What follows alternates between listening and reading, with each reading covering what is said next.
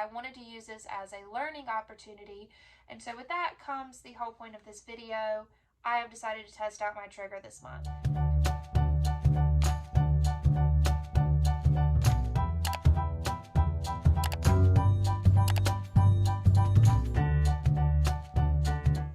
Hey y'all, it's Ann Louise here. I wanted to talk with you today, a little bit of an update. I haven't hopped on and done daily updates the way that I usually do each month, so I've got a couple things to cover. My cycle started this month, everything was normal.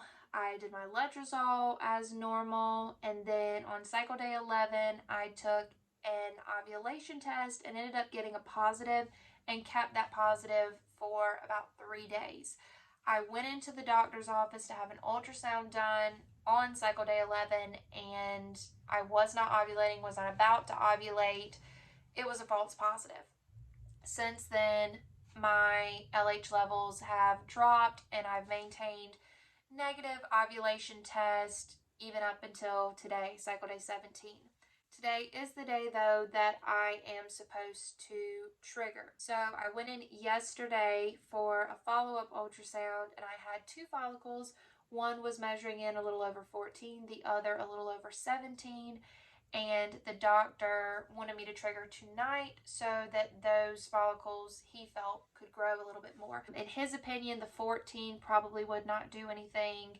The 17, he thought it was a good follicle. To be honest with you, I didn't even care to trigger this month, but he felt confident in the follicles, so I figured might as well. And I thought it would be a good month to try something new. So in the past, I have not tested out my trigger. I have tested early when I said that I wouldn't because I was too impatient, but I've never done a true testing of the trigger shot to watch as it leaves my system. I've always been worried about it, being too much emotionally, this, that. But this month, I don't really have a great feeling about even getting pregnant. I don't think that I have a great shot of getting pregnant based on the follicles that I have.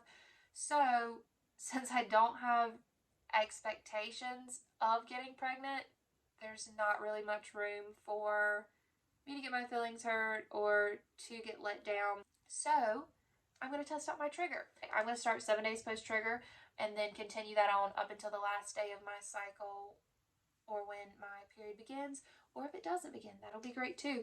But that is my plan for right now. All right, y'all, so it is cycle day 31 now, and we are going to start going over the line regression, I guess. So let's begin with day 7. It is going to be, of course, my darkest line and the easiest line for you guys to see. That second line was a little bit lighter than what I thought it was going to be. I was pretty shocked by that.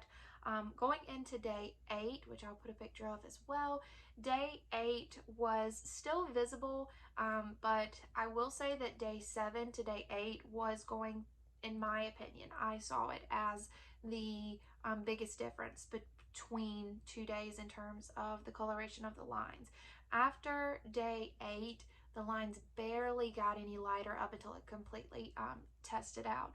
So going on to day 9, day 9 is extremely light, but you can definitely still tell that it is there without needing like a flashlight or anything like that to shine on it. And I'm looking down at these when I'm talking to y'all, so sorry about that. Going on to day 10.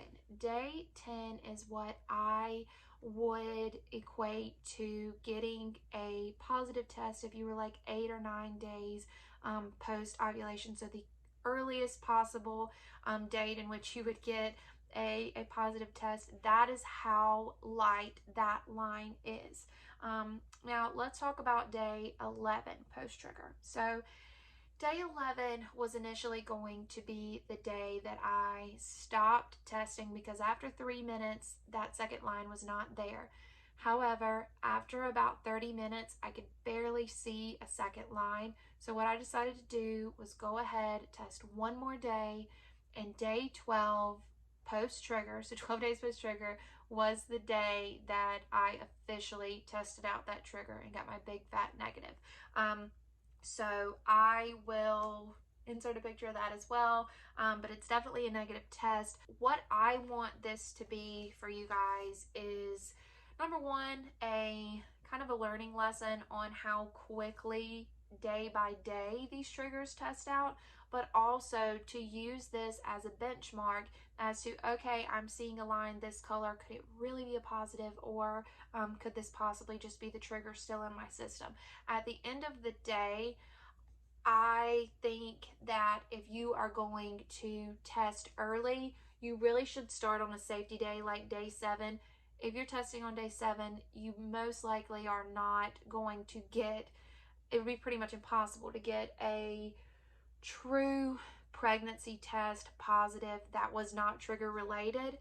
So start on a safety day, a day that you know 100% there's no chance of you being pregnant, and use that as your benchmark to continue testing.